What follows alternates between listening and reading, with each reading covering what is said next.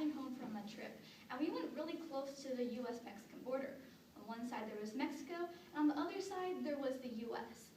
And the only thing keeping our two countries apart was a chain fence about this high and some barbed wire wrapped around the top. And I was startled by what I saw. So today I'm going to be going over the flow and looking at some of the things brought up in the last speech and addressing them. But first, I'd like to summarize what our case is going to be doing. Basically, my partner and I are acknowledging the fact that there is a problem on the border. And so what we're going to be doing is purchasing these drones and putting them on the border, and also adding the National Guard to assist the Border Patrol. So first, I'd like to talk about their first inherency point that they brought up. We talked about how Obama is already sending the military. Well, first of all, there was no numbers brought up for this. We don't know how much military Obama is sending, so we're not sure if this is going to significantly change what's happening on the border right now. They also said more Border Patrol is going to be sent, which leads me to my first piece of evidence. Border Patrol arrested. Border Patrol arrested. And this is from Kimberly Dvorak. Border Patrol agent Diaz received a 2-year prison sentence for mishandling his handcuffs on a known illegal alien drug smuggler. He was charged by the Obama administration Justice Department using the vague civil rights strategy and was convicted last week of lifting the arms of a prisoner while handcuffed. So what happened here is a Border Patrol agent allegedly mishandled a known drug smuggler, and he was sentenced for lifting the arms of the prisoner while handcuffed.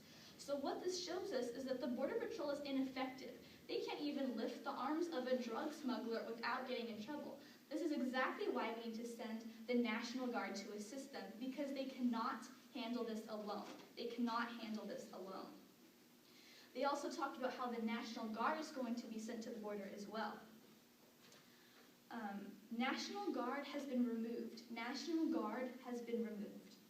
Today, the Department of Defense and Department of Homeland Security announced that beginning in 2012, the number of National Guard troops patrolling the US-Mexico border will be reduced from 1,200 to roughly 300. So what this is talking about is how, yes, there was 1,200 National Guard on the border, as the negative team pointed out.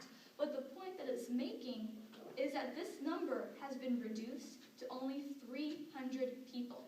So we only have 300 National Guard patrolling a 2,000-mile-long border. And this is not enough, and this is why we need to send more. So under the point that the negative team brought up, saying that we're already working on this, we can see that it does not work, because first of all, we don't know how much military they're sending, the Border Patrol itself does not work, and the National Guard has been removed. They also brought up how drug-sniffing dogs are going to be sent. My dad told me a story one time. He was going on a plane, and before he got on, a policeman came up to him with one of these dogs, and he said, "I'm going to give you a handkerchief that has some drugs on it. I was wondering if I could put this in your suitcase, and there's going to be a dog on the plane, and we're going to see if that dog can sniff out that handkerchief and find those drugs." So my dad agreed, and when he got on the plane, the dog walked right by him without even giving him a second glance. So when it comes to the drug-sniffing dogs, they're not very effective, especially when it comes to a big issue like this 2,000-mile-long border. So we can see that the point under inherency of how the U.S. is already working on it does not really stand.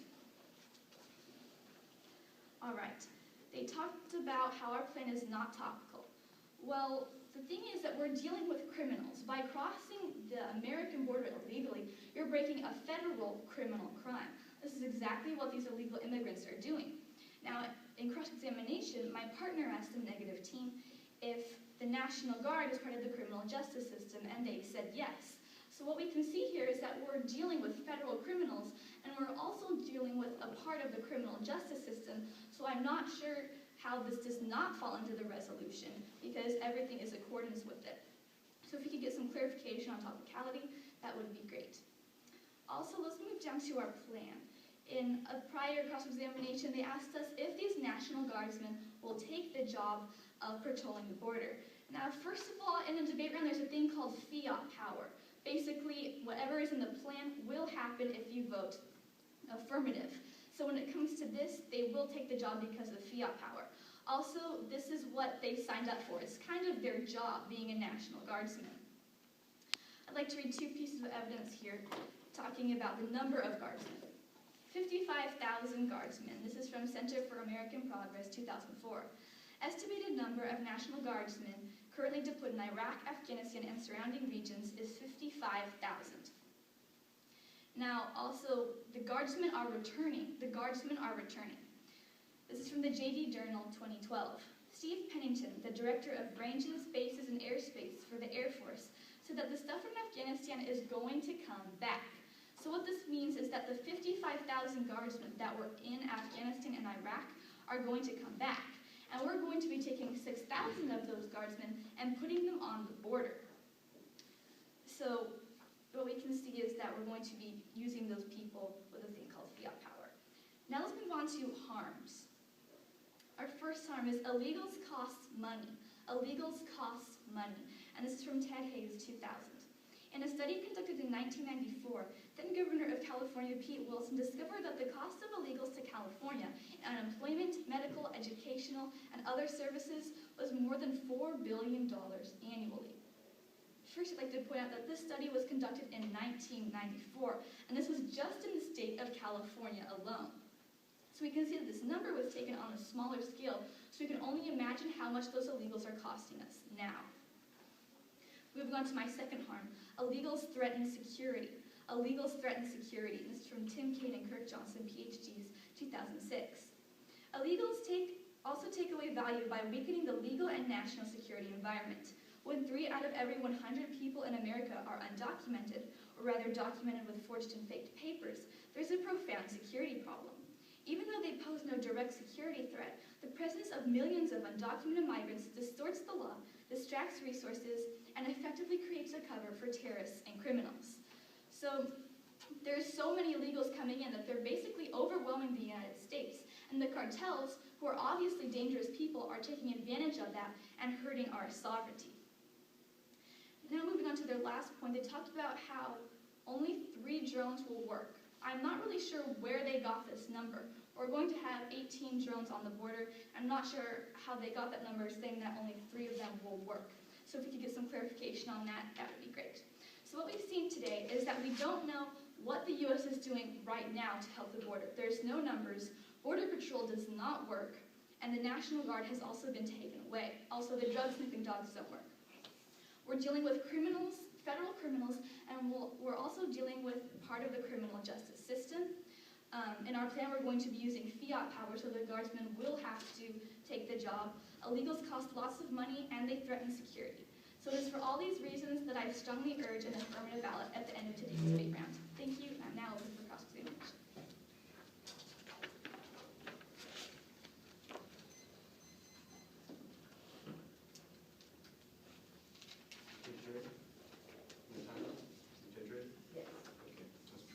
Hi, how are you doing? I'm doing great. How are you? You said that the Border Patrol is ineffective, correct? Correct. And that's why we need to send National Guard troops. Yes. Well, we're already sending National Guard troops. I'd like to ask a question of what is the date on the evidence that we took away National Guard troops? That was it says they're going to be reduced in 2012. In 2012. Yes. And who's stating this evidence? Congressman Francisco Quico Canseco. Okay. Are you familiar with ICE? The people who arrest these illegal immigrants yes. and deport these illegal immigrants.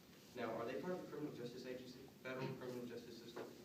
I'm not sure what they're a part of, but that's not what we're debating today. So you're debating that we need, the federal criminal justice system needs to apprehend these people and deport them, correct? Yes. And you don't know if ICE is part of the federal criminal justice system, do you? I'm not sure what sure. ICE has to do with this. I'm not sure. ICE apprehends these illegals, don't they? Sure. Okay. I'd like to move on. You said that you're sending 18 drones to the border. Didn't you say there were 12 drones being deployed? Is it 18 or 12? I just want to get that straight. No, we're adding 12 for a total of 18. 18, I see what you're saying. Okay, thank you. You said illegals are involved in crime. I said that they help crime because they overwhelm the Can I US. see your evidence on this? Yes. Can I see the piece of evidence that said that they are not a security threat?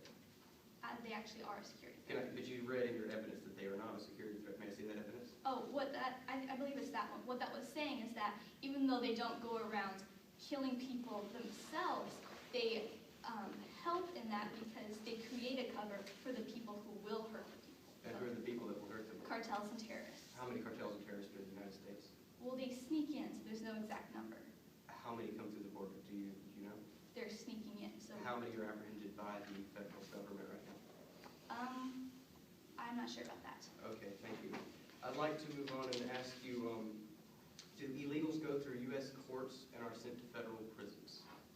Well, if they kill someone or steal something, then they go through the courts. So if they're not a security threat, they don't go through the federal criminal justice system, which would involve courts and federal prisons, correct? Can you repeat the question? So if they are not violent, they do not go through the federal court system and prisons. Well, I'm saying that in general they're not violent, but there are people who do commit other crimes. So the few that do commit crimes do go through the federal criminal I justice believe so, system? yes. How many commit crimes? I don't have that number with me. Okay, thank you. I'd like to ask the next question. We did, in fact, mention National Guardsmen. Did we not? How many I were believe sending? you said to the border? military. And National Guardsmen, how many were sending? How many were You sending? said we don't have a number. We gave a number, did we not? You said there was 12,000 Okay, or thank you. 1,200.